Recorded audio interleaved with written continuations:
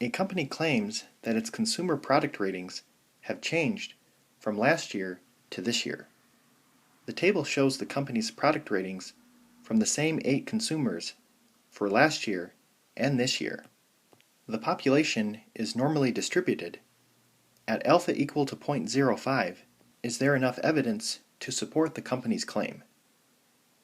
So we need to calculate the differences, and to do that, we are going to subtract this year's rating from last year's rating. So it's going to be 0, -2, another -2, -3, 0, 1, -1, and another -1. So it is normally distributed. The claim is that mu is not equal to 0. So this would be the alternative hypothesis. And this would be a two-tailed test.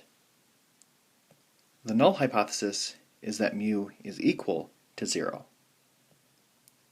Alpha is 0.05, mu is 0, and the differences I want to type into L1, and then do a t-test with the data.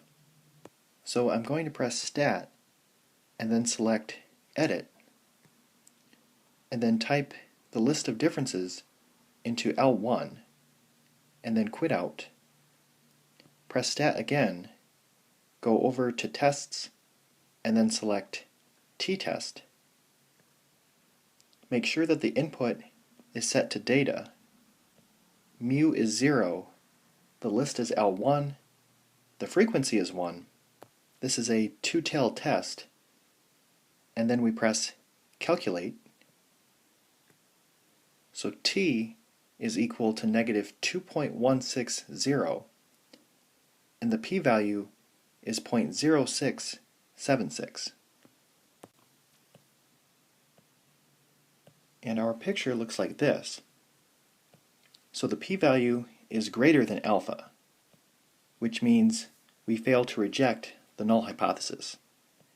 And our conclusion would be, at the 0.05 level of significance, there is not enough evidence to support the claim that the ratings have changed from last year to this year.